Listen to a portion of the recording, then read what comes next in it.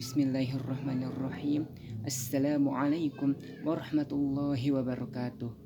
Alhamdulillah sahabatku semuanya, kita bisa berjumpa lagi pada kesempatan kali ini.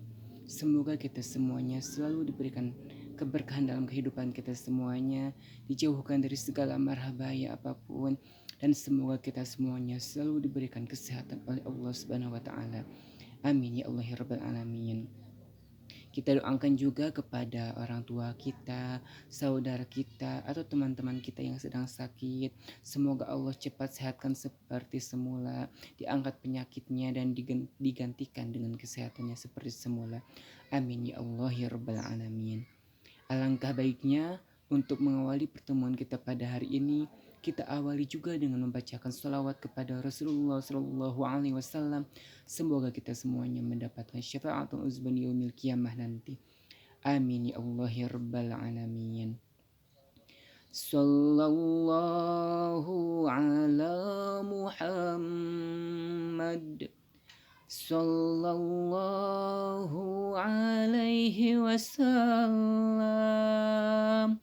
Sallallahu ala Muhammad. Sallallahu alaihi wasallam. Sahabatku semuanya, di minggu-minggu sebelumnya saya pernah membahas tentang ciri-ciri orang yang celaka itu ada 4. Bagi yang belum melihat videonya, silahkan lihat di channel YouTube Muhammad Irham Ridwan. Muhammad Irham 6313. Dan sekarang insya Allah di sini saya akan membahas ciri-ciri orang yang bahagia. Dalam sebuah hadis disebutkan bahwa ciri-ciri orang yang bahagia itu ada 4. Begini bunyi hadisnya. Alamatus sa'adati arba'atun. Nisyanul hasanatil madiyati, dikru dzunubil madiyati, wa nadruhu ilaman fawqahu biddin, wa nadruhu ilaman fawqdunahu bid dunya. Yang artinya ciri-ciri orang yang bahagia atau mendapatkan kebahagiaan itu ada 4. Yang pertama, melupakan kepada kebaikan yang telah terliwat. Yang kedua, mengingat-ingat kepada dosa yang telah terliwat, yang telah terlewat.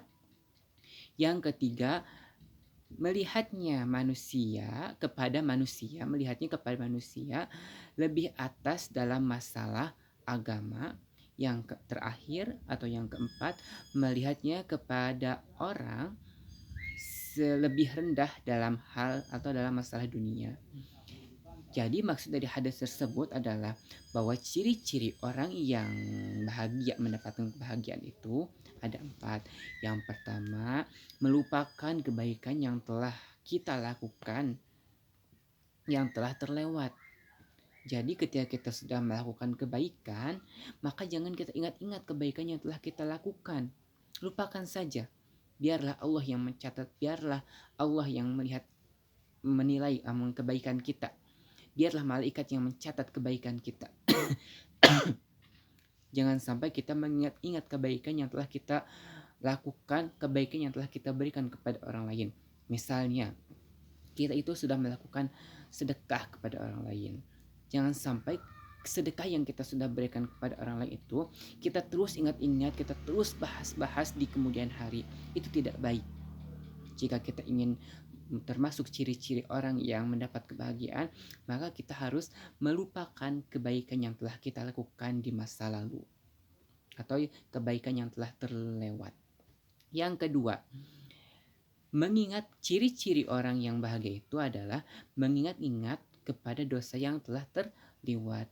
Nah, barulah ketika kita melakukan dosa yang telah terlewat, maka kita harus mengingat-ingatnya. Jangan sampai kita melupakan dosa-dosa yang telah kita lakukan di masa lalu atau dosa-dosa yang telah terlewat.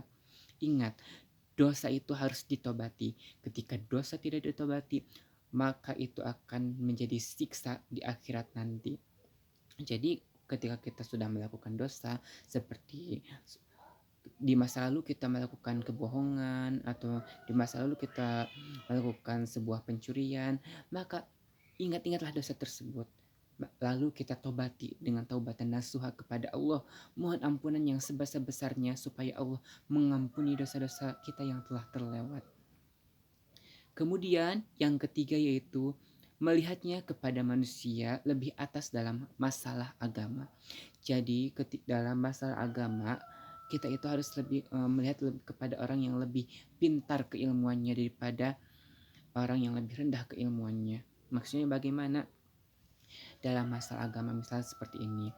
Tuh, lihat orang lain merajin puasanya, orang lain merajin sedekahnya, orang lain merajin salat sunat duhanya, orang lain melihat rajin salat sunat tahajudnya. Jadi kita lihatlah kepada orang yang lebih tinggi keilmuannya, yang lebih tinggi ketaatannya kepada Allah dalam masalah agama. Jadi jangan sampai kita melihat kepada orang yang lebih rendah. Misal, lihat dia juga jarang sholat wajibnya juga jarang, dia juga ke orang tuanya ngelawan, dia juga jarang puasa, itu kurang baik, itu tidak boleh.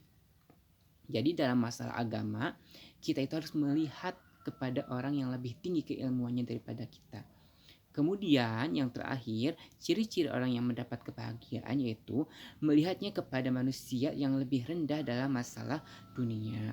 Nah, ketika dalam masalah dunia, kita jangan melihat kepada orang yang lebih atas kedudukannya daripada kita.